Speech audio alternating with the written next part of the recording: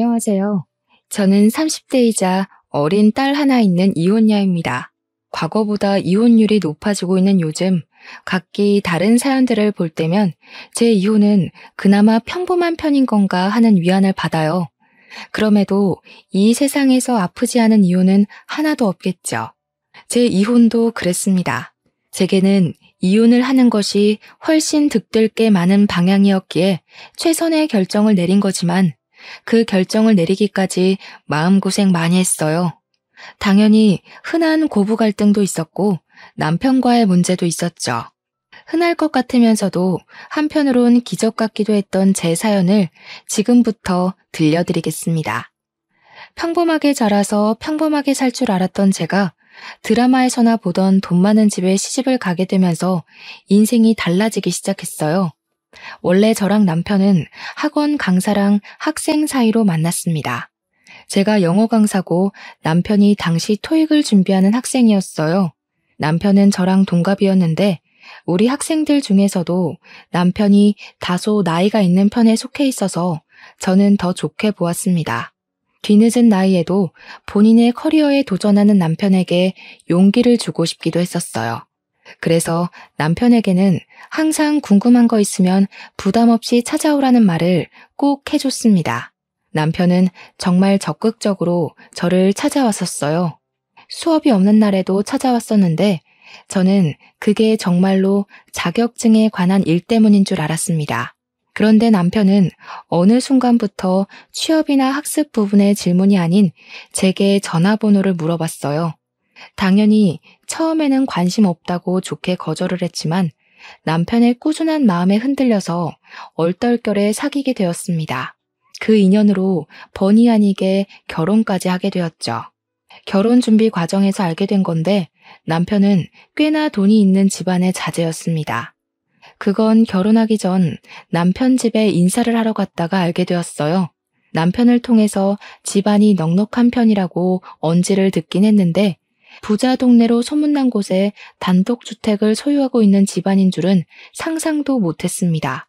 그런 동네에는 연예인이나 국가 일하는 높은 사람들만 사는 곳인 줄 알았고 TV에만 나오는 저와 다른 세상의 장소라 생각했어요.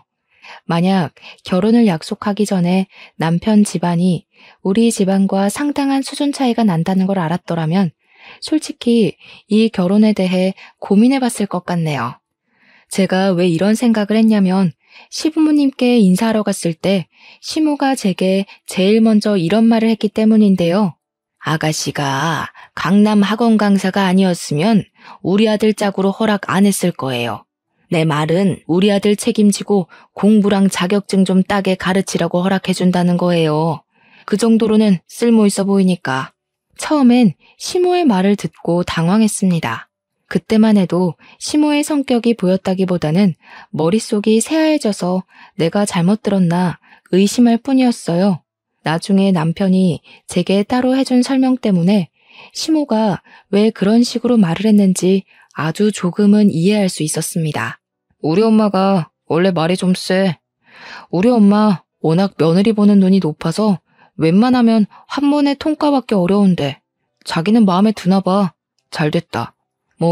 시모가 제게 말을 좀 차갑게 하긴 했지만 원래 말씨가 그렇다고 하니 그럭저럭 넘겼어요. 어쨌든 시모가 저희의 결혼을 단번에 허락했다는 것이 중요했으니까요. 그런데 제가 결혼할 때 남편 집안 형편이 첫 번째 반전이었다면 두 번째 반전이 또 기다리고 있었는데요. 그건 바로 시부의 존재였어요. 남편이 연애 때도 그렇고 결혼 준비하면서도 그렇고 시모 이야기만 주야장천하길래 저는 시부가 돌아가신 줄 알고 있었단 말이죠. 그래서 일부러 예의상 남편에게 돌아가셨냐고 묻지도 않았고 빙빙 돌려서 확인했었어요. 예를 들면 우리 부모님 한복 맞출 때 시모 한복도 같이 맞추자고 한다든지 시모가 좋아하는 음식이 뭐인지 등등으로 말입니다.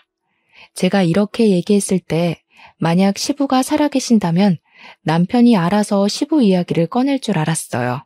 그러나 남편은 이런 대화를 나눌 때마다 시모 이야기만 했고 시부 이야기는 아예 하지 않아서 저는 당연히 시부는 돌아가시고 안 계시는구나 이렇게 단정 지을 수밖에 없었죠.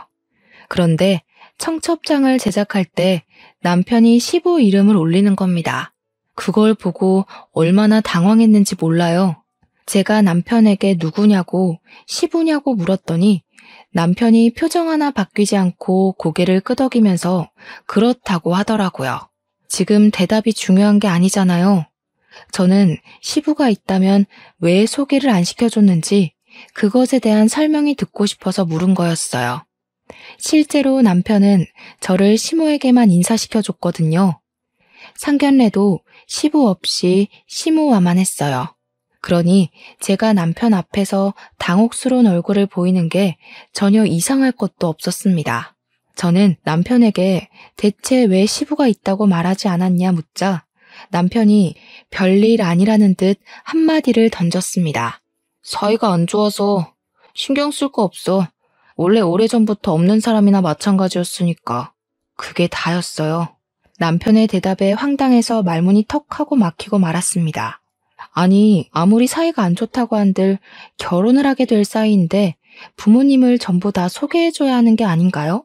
그리고 결혼식장에 부르는 걸 보니까 시부모님이 이혼한 것도 아닌 것 같은데 남편에게 슬쩍 물어도 제대로 알려주지 않으니 혼자서 시부모님의 관계를 추측만 해봐야 했는데요.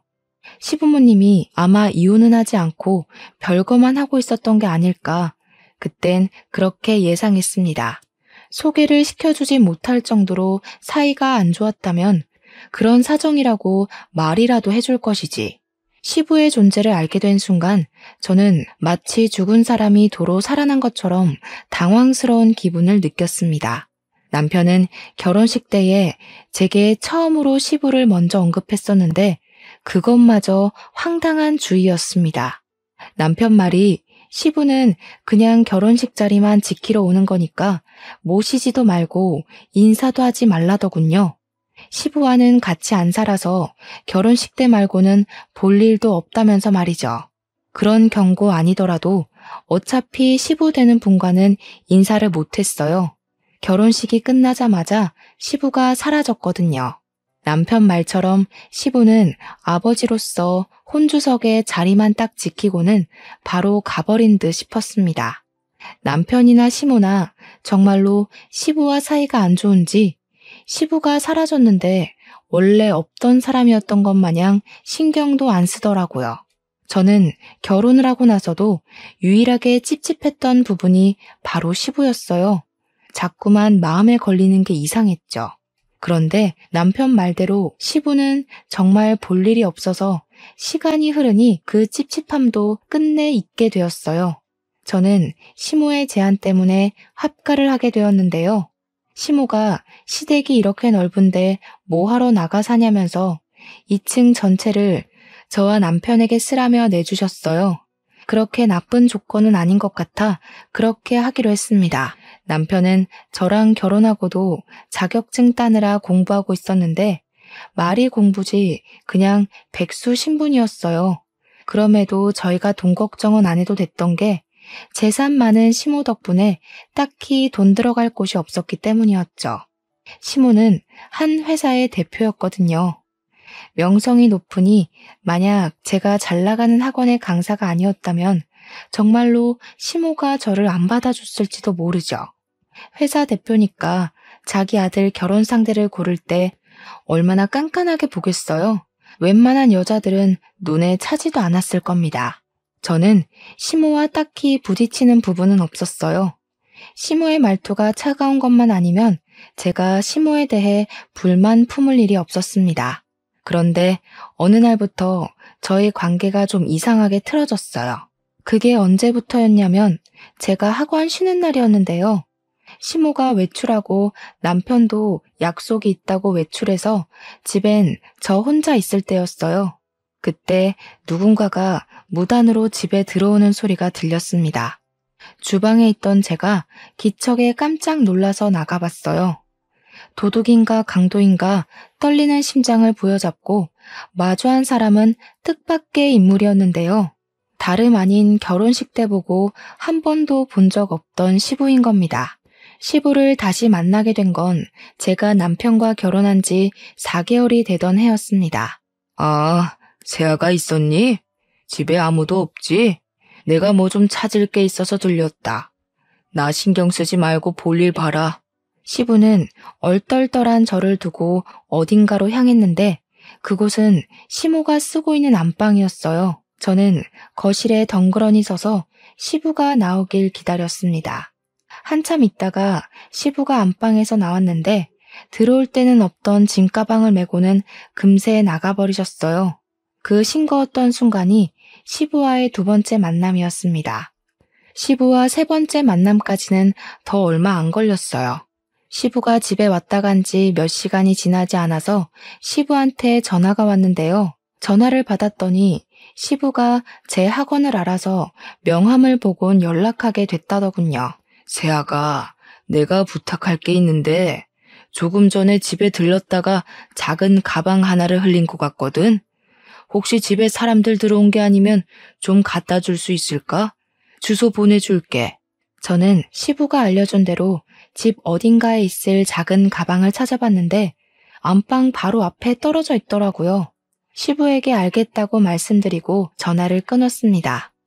그 가방을 열어보진 않고 시부가 기다릴까봐 얼른 겉옷만 챙겨서 시부가 알려준 주소로 갔어요.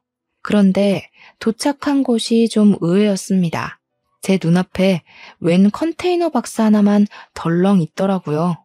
그 앞에서 시부가 고물 같은 걸 조립하고 있었는데 순간 이게 이해 안 되는 모습이라서 당황했습니다. 물론 시부가 집에 찾아왔을 때도 부자인 시모와 상반되는 복장이라 조금 의아했었어요.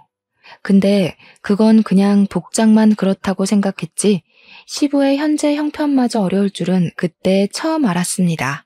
저는 당황한 마음을 숨긴 채 시부에게 별다른 건 묻지 않고 가방만 건넸어요.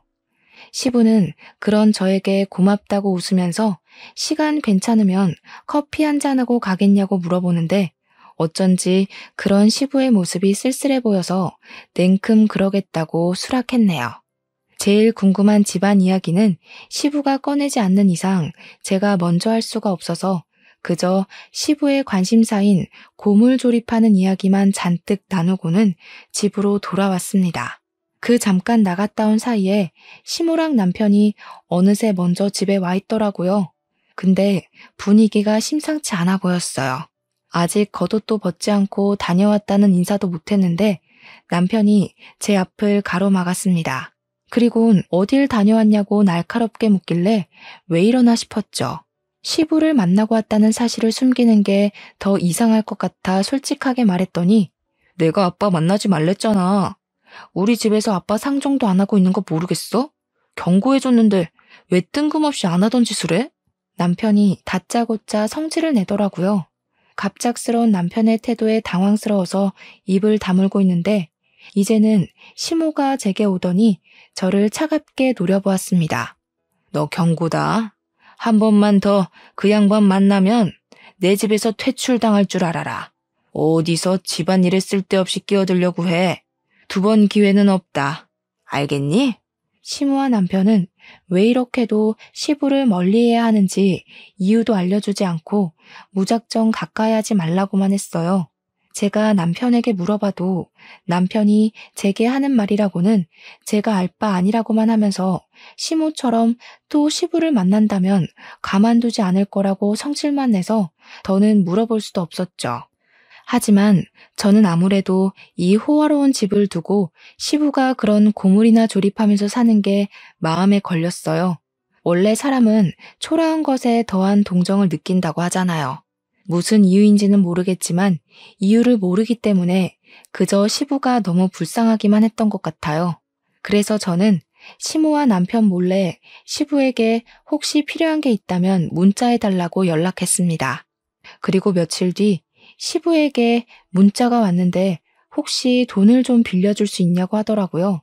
제가 학원에 있을 때 온 연락이라 그 문자를 보고는 바로 시부에게 전화를 걸었죠. 네, 그럼요. 급하신 거면 당연히 빌려드려야죠. 얼마나 필요하신데요? 아유, 고맙다. 내가 꼭 갚을게. 한 500만 원이면 충분할 것 같거든. 조만간 쓸 데가 생길 것 같은데 내가 지금 대출이 안 돼서. 저는 당연히 된다고 하고는 시부에게 계좌번호가 있으면 불러달라고 했어요. 제가 시부에게 이렇게나 마음이 쓰였던 건 가족들에게 미움을 받는 모습이 안타까워서도 있지만 한편으론 어릴 적 가난하게 살다가 돌아가신 아빠 생각이 나서였죠. 저희 아빠가 원래부터 가난했던 건 아니었고 시부모님 집안처럼 잘 살았었는데 누군지 모를 사람이 아빠 회사에 없는 비리를 누명 씌우는 바람에 회사가 부도나서 반거지처럼 사시다 그대로 돌아가셨거든요. 그 당시에 엄마가 진짜 힘들어 했었는데 엄마도 제가 있어서 겨우 버텼다고 하셨죠. 어쨌든 저는 그렇게 틈틈이 시부를 도왔어요. 이미 시부 심부름을 한 번 했다고 시모와 남편과 사이가 조금 틀어져 있었기에 그들에겐 더 철저하게 시부와 연락하고 있다는 사실을 숨겼습니다. 그러던 중 제가 임신하게 된 거예요. 시부 일 때문에 저와 사이가 조금 멀어져 있던 두 사람과 단번에 안 좋았던 감정이 풀리게 되었죠. 임신 소식에 이렇게 식구들이 좋아하는 모습을 보니 문득 또 시부가 생각이 났습니다. 저는 딸을 출산한 후 식구들 몰래 시부에게 사진을 찍어서 보내줬어요. 시부가 너무 예쁘다면서 보고 싶다고 하더군요. 데려오라는 말씀을 안 하셨지만 저도 시부에게 제 딸을 보여드리고 싶었습니다. 그래서 저는 큰맘 먹고 쉬는 날 딸을 데리고 시부에게 찾아갔죠. 시부는 저와 딸을 보고는 뭐하러 여기까지 왔냐고 했으나 이미 사부의 얼굴에는 한박웃음 꽃이 피어 있었습니다. 제 딸에게서 눈을 떼지 못하는 시부는 조심스레 딸을 만지려다가 자신의 더러운 손을 보더니 황급히 손을 씻고 옷까지 깨끗한 옷으로 갈아입고 오셨어요. 시부의 설렘이 제게도 느껴져서 그런 시부가 귀여워 보였답니다. 시부는 손녀를 안으면서 한시도 눈을 떼지 못하시더니 갑자기 눈물을 보였어요. 제가 덩달아 놀랐는데요. 고맙다 새아가. 내가 이렇게 손녀를 보니까 괜히 힘이 나네. 그래도 이제는 찾아오지 마라. 혹시 꼬리라도 밟히면 식구들이 가만히 있지 않을 거야. 시부는 자기 때문에 제가 집에서 어느 정도 질타를 받을 거라는 걸 예상하는 것 같았어요. 저는 그제야 시부에게 대체 무슨 일이 있는 거냐고 물어봤지만 시부는 나중에 다 알려주겠다고만 했습니다. 결국 저는 또 이 가족 간의 심각한 문제를 알지 못한 채 귀가해야 했어요. 그런데 문제는 지금 당장의 제 처지였습니다. 저는 집에 들어서자마자 소금 폭탄을 맞게 되었죠. 제가 딸을 안고 있었는데 딸에게도 소금이 들이부어져 깜짝 놀랐어요. 제 눈 따가운 건 느낄 새도 없이 얼른 딸을 살피기 바빴죠. 건방진년이 하지 말라는 짓을 자꾸 하네. 내가 지난번에 너무 시시하게 넘겼지? 나 분명 말했다. 2번 기회는 없다고? 무슨 소리 하시는 거예요? 대체 왜 이러시는 건데요? 아무리 감정 상하셔도 그렇지 아기한테까지 소금을 들이부으시면 어떡해요? 사람 경고를 무시했으면 그만한 대가를 맞아야지. 네가 언제 한번 그 양반 더 안 만나나 했다. 너 이 집에서 나가라. 네가 뭘 잘못했는지 알기 전까진 내 집에 들어오지 마. 시모는 제게서 애를 빼앗아갔고 남편은 혼자가 된 저를 그대로 집 밖으로 쫓아내 버렸습니다. 아무래도 시모가 남편에게 제 뒤를 밟으라고 시켜서 그동안 남편이 제 뒤를 밟고 있었던 것 같았어요. 대문 밖으로 쫓겨난 저는 억울해서 문을 두들겼지만 끝내 문은 열리지 않았어요. 결국 저는 대문 앞에서 새벽 내내 벌벌 떨다가 아침이 되어서 집으로 들어갈 수 있었습니다. 그것도 시모가 출근해야 하니까 문이 열리는 덕에 들어갈 수 있었죠. 그날로 저는 남편과 각방을 썼는데요. 정말 소름 돋게도 남편은 시모와 같은 방을 썼습니다. 다 큰 성인 남자가 엄마랑 같은 침대에서 잠을 자다니 좀 징그럽고 소름이 돋더군요. 아무튼 밥도 시모랑 남편 둘이서만 먹고 치우고는 이 집에서 완전히 저를 없는 사람 취급했어요. 둘은 마치 영혼의 단짝처럼 저를 따돌리고 있었습니다. 유치한 행동에 어처구니가 없던 저는 남편에게 어떻게 다 큰 성인이 엄마랑 같이 자냐고 따져 물었지만 그럴 때마다 남편이 시모에게 고자질하는 바람에 시모가 제게 와서 다시 따지는 레퍼토리가 계속해서 반복되었어요. 저와 남편의 사이는 멀어질 거리도 없는 줄 알았는데 시모 문제 때문에 그보다 더 멀어지게 됐습니다. 저는 마지막 카드로 남편에게 내가 집을 마련할 테니 분가하자는 말을 던졌어요. 제정신이냐? 내가 수백억 두고 뭐하러 너랑 나가서 살아. 난 죽을 때까지 엄마 못 떠나. 우리 엄마랑 같이 지내는 게 그렇게 못 견디겠으면 차라리 이혼해. 알고 보니 남편은 시모가 가진 재산 때문에 시모 말이면 별도 달도 전부 따다 줄 것처럼 복종적인 사람이었어요. 재산도 어느 정도면 모르겠는데 수백억이라고 하니까 남편이 그 재산을 오로지 받으려고 시부까지 버린 거라고 하더군요. 어떻게 돈 때문에 아버님까지 버릴 수가 있어? 이혼? 말이 쉽다. 이럴 거면 나랑 왜 결혼했니? 평생 엄마 뒷바라지나 하면서 돈이나 받아 처먹을 것이지. 나도 욕구는 풀어야 할 거 아니야. 평범하게 살다 죽을 팔자 구제해줬더니 배딱지가 불렀냐? 왜 갑자기 분가하자고 난리야. 저는 남편의 말에 기가 막혀서 그 자리에서 남편 뺨따기를 날렸습니다. 그런데 재수가 없어도 이렇게 없을 수가 있는지 하필 그 타이밍에 저희 방에 무단 침입한 시모가 제가 남편의 뺨을 치는 걸 보게 되었어요. 시모는 눈알이 튀어나올 듯이 놀라면서 바로 저에게 달려들어 제 머리채를 잡았죠. 이년이 감히 내 귀한 아들을. 이혼 소리 잘 나왔네. 당장 내 집에서 나가. 내가 너 같은 평민을 집에 들이는 게 아니었는데 아주 큰 실수를 했어. 짐 챙겨서 따로 보내줄 테니까 당장 꺼져. 저는 또다시 그들에게서 그대로 쫓겨났습니다. 솔직히 남편과 이혼하면 그만이지만 그 사람들이 제 딸을 빼앗아가서 이대로 돌아설 순 없었어요. 절대 그들이 제 딸을 키우게 두고 볼 수는 없었죠. 결국 저는 친정에 가서 며칠을 울며 머물게 되었는데 그러는 동안에도 시댁에서는 계속 이혼 합의서와 협박 문자가 날라왔어요. 문자 내용 중에 빨리 도장 안 찍으면 평생 딸을 보여주지 않겠다는 소리에 결국 울며 겨자 먹기로 도장을 찍으려는데 때마침 시부가 친정을 찾아왔습니다. 좀 당황스러웠어요. 시부랑 저희 친정이랑 이렇게 사적인 만남을 가질 건더기가 없어서 시부의 등장은 무척 뜬금없었습니다. 저는 너무 놀라서 제대로 된 인사를 못 드렸어요. 그저 시부에게 저희 친정집을 어떻게 알고 찾아왔냐고만 물었습니다. 그러더니 친정엄마가 시부를 보고 아는 체를 하면서 대접하는 모습에 더 많이 얼떨떨해졌죠. 뭐야 엄마? 아버님이랑 아는 사이야? 두 분 무슨 사이세요? 엄마가 기회가 안 돼서 말을 못했어. 사실 사돈어른이랑 니네 아빠랑 동창이야. 아빠가 옛날에 회사 했었다고 했지? 그거 사돈어른이랑 동업으로 일군 회사였어. 이때부터 저는 모르는 부모님과 시부모님의 젊은 시절 이야기를 듣게 되었습니다. 아빠랑 시부는 고등학교 동창이었는데 군대도 같이 갔대요. 동반 입대를 한 거죠. 그리곤 같이 지내면서 우스갯소리로 동업하자는 약속을 했었답니다. 말 그대로 농담식으로 주고받은 이야기였는데 둘은 실제로 사회에 나와서 그 꿈을 이뤘고 소규모로 시작해서 각자 결혼할 때쯤엔 중소로 키웠을 만큼 회사 운영을 잘해갔다고 했어요.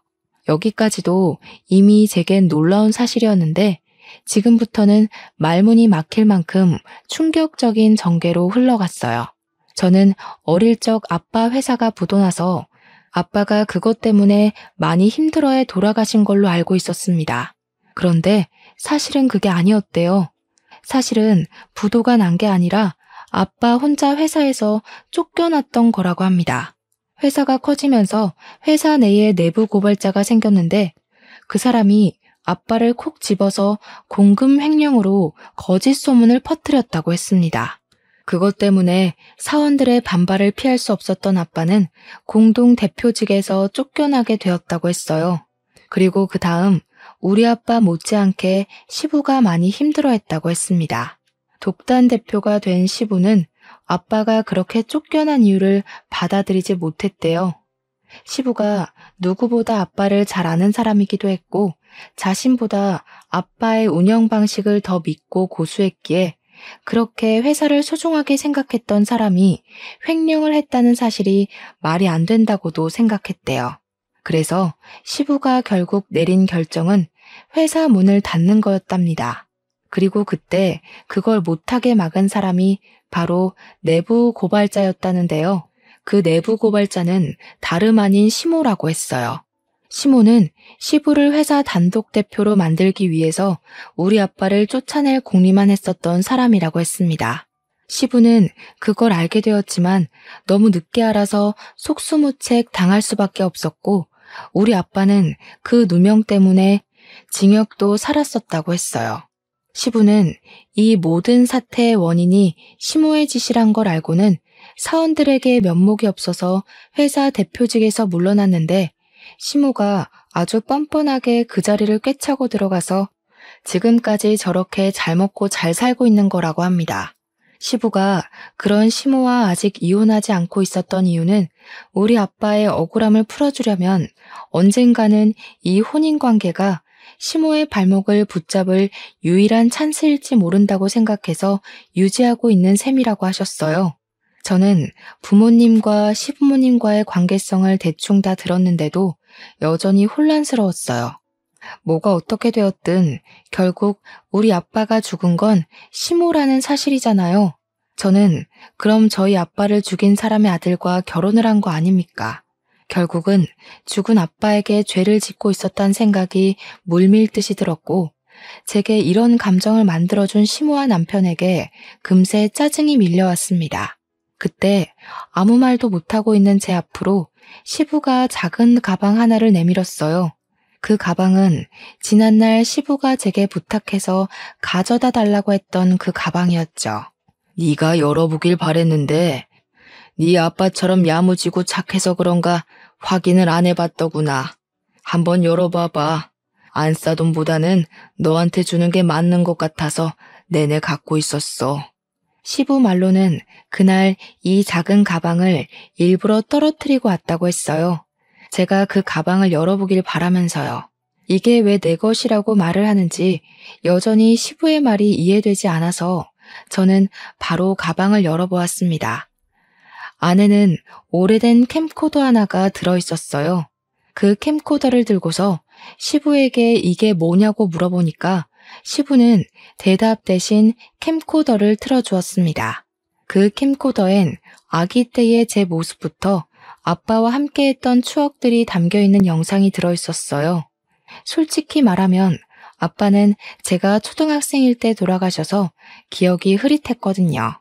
아빠가 한 번씩 생각날 때마다 어떻게 아빠 얼굴을 떠올려야 하는지도 점점 잊어가고 있었는데 이 생동감 넘치는 캠코더 영상 덕분에 아빠를 다시 생생하게 기억할 수 있어서 좋았습니다.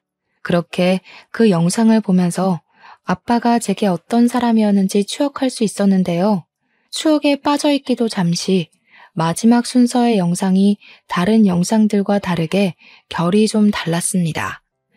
자세히 보니까 그건 우리 가족의 영상이 아닌 아빠 회사가 담긴 영상이더라고요. 아빠는 회사에서 캠코더를 재생시키곤 제게 보여줄 회사 사무실 영상을 찍으려고 했던 것 같았어요. 그러다 누군가가 아빠를 찾아왔고 캠코더를 만지던 아빠가 미처 녹화를 끄지 못해서 찍혔던 영상인 듯 보였죠. 아빠를 찾아와 영상을 방해한 사람은 젊은 여성이었습니다. 처음엔 누군지 바로 알아보질 못했어요. 그런데 날카롭고 차가운 목소리가 흘러나오자마자 그 여자가 바로 젊은 시절의 시모구나 라는 걸 알아챘습니다. 분명 내가 순순히 나가라고 했죠. 험한 꼴 당하고 싶어서 버티는 거예요? 나 한다면 하는 사람이에요. 이미 여기 회사 어떻게 돌아가는지 내부 사항도 잘 알고요. 용석이한테 다 얘기하기 전에 그만하시죠. 여기 제 회사기도 하거든요. 아무리 재수 씨라도 무슨 권한으로 나가라 마라 하십니까? 점점 도가 지나치는데 자꾸 이러면 친구 와이프고 뭐고 출입 금지 시킬 거예요. 역시 말이 안 통하시네. 그런 마인드로 무슨 사업을 한다고? 우리 신랑한테 고자질할 수 있으면 해보세요. 그 전에 이 회사에 버티고 있을지는 모르겠지만 그쪽 와이프랑 어린 딸 하나 있다고 했죠? 이제부터 그쪽 때문에 손가락 빨고 살게 될 거예요. 집안 가장이면 자존심을 택하기 전에 가족들 처지를 먼저 살폈어야지. 시모는 시부와 결혼하고 얼마 안 돼서 시부 몰래 아빠를 이런 식으로 계속 협박하고 있었던 거였어요. 하지만 협박에도 아빠가 물러나지 않자 시모가 결국 일을 꾸몄고 아빠에게 공금 횡령 죄목을 아주 크게 씌워서 구치소로 보내버렸던 거죠. 당연히 그 사실을 알지 못했던 우리 집은 아빠가 무너지자 함께 초박살이 나버렸고 엄마가 힘들게 잡일하면서 저를 먹여 키우셨다고 합니다. 개중의 시모는 저희가 살던 동네에서도 지내지 못하게 하려고 사람을 사들여서 저희 엄마 홀로 있는 곳을 깽판 쳐놓기도 했다고 했어요. 엄마는 깡패들에게 이길 힘이 없어 결국 이사를 하게 되었고 어린 저를 데리고는 겨울에 춥고 여름에 더운 생활을 하면서 지냈다고 합니다. 엄마는 아빠가 출소하고 나오기만을 손꼽아 기다리셨는데 아빠는 가족들이 개만도 못한 집에서 개만도 못한 밥을 먹고 사는 걸 보고는 죄책감을 엄청 많이 느꼈다고 했습니다. 우리 집이 그렇게 망한 것이 다 자신 때문이라는 자책을 이기지 못하고 출소한 지 얼마 안 돼서 스스로 생을 마감했다더군요. 아빠의 죽음은 엄마를 무너뜨렸지만 아빠가 죽고 나서 나온 사망보험금은 좌절스럽게도 저희를 숨쉬게 해주었어요. 엄마는 차마 아빠의 목숨값을 함부로 쓸 수 없었으나 사람들이 먹다 버린 음식을 몰래 주워 먹으려는 제 모습을 보고서 마음을 다잡고 죽을 힘을 다해 가세를 일으켰다고 했습니다. 그 말을 듣는데 대체 시모가 우리 집안에 무슨 짓을 한 건지 정말 소름이 끼치더라고요. 이건 직접 손에 피만 안 본 거지 저희 식구를 몰살한 거나 다름없다고 생각했습니다. 시부도 처음엔 우리 아빠가 진짜 공금 횡령이라도 한 줄 알았었대요. 그런데 나중에 시모가 본인 입으로 전부 말해줘서 그때 이 모든 게 누구 짓인지 알았답니다. 시부는 모든 걸 바로잡으려고 했으나 아빠가 시모의 계략 때문에 현생을 떠났다는 소식을 듣는 바람에 차마 엄마와 저를 찾아올 면목이 없어서 세상을 배회하기만 하고 살았대요. 한 번도 네 아빠를 잊은 적이 없는데 솔직히 가끔은 더 이상 세상 시끄럽게 하지 말고 이대로 살다가 너희 아빠에게 용서하러 가볼까 그런 생각도 했었다. 그런데 갑자기 내 아들이 결혼을 한다고 찾아왔더라. 아들이 청첩장을 던져주면서 혼주석만 지키고 바로 가라더라고. 내가 사돈댁에 괜한 소리 할까봐 걱정이 됐겠지. 자기 아들에게 그런 식으로 청첩장을 받는 것이 치욕스러웠으나 시부가 다시 마음을 단단히 먹게 된 이유는 그 청첩장 때문이었다고 했습니다. 청첩장에 사돈 이름을 보고 낯이 익어서 한참 들여다봤었대요. 저희 엄마 이름이 좀 독특합니다. 저도 살면서 동명이인을 만난 적이 없어요. 그래서 제가 이곳에 엄마 성함을 밝히지 못하는 거 양해 부탁드립니다. 아무튼 시부가 저희 엄마 이름 때문에 혹시나 해서 결혼식을 꼭 참석했었다고 해요. 엄마 이름이 아니었다면 결혼식 때 잠적했을 수도 있었다고 하시네요. 그렇게 결혼식을 찾아온 시부는 식장에서 엄마를 만났다고 했습니다. 시부는 엄마를 보면서 아빠가 한번 소개해줬던 여자라는 걸 단번에 알아봤대요. 엄마도 시부를 바로 알아보곤 주춤거렸다고 합니다. 두 분은 모든 사람 몰래 연락처를 교환했고 결혼식이 끝나고도 저 몰래 연통하면서 주기적인 만남을 가졌답니다. 만나서는 시모를 망가뜨리려는 계획을 비밀리에 준비하기 시작했다네요. 그래서 시부가 결혼식 이후 4개월 만에 시댁에 나타난 것이 슬슬 복수를 실현시키기 위해서였다고 했습니다. 시부는 제게 빌려갔던 500만 원도 복수를 위해 사용했다고 했어요. 몇십 년 만에 다시 회사 대표처럼 빼고 광내서 본인의 회사를 찾아갔다고 했어요. 자기가 대표로 있을 때는 젊었던 사원들이 어느새 나이가 들어서 대부분 간부 자리까지 승진해 있었다더라고요. 그분들은 고맙게도 시부를 잊지 않고 있었고 시부의 등장으로 그날 저녁에 몰래 만남을 가졌다고 했습니다. 시부는 제게 빌린 돈으로 그분들에게 식사 접대를 해주면서 시모의 비리에 관한 증거물을 잔뜩 부탁했답니다. 그러려고 제게 돈을 빌려달라고 하신 거였어요. 아무튼 시부가 회사 간부들에게 받아낸 정보들은 대단했습니다. 아빠는 억울하게 누명을 썼지만 시모는 진짜 공금 횡령을 하고 있었거든요. 누구도 모르게 제 남편 명의로 된 통장으로 돈을 야금야금 빼내고 있었던 사실이 드러났어요.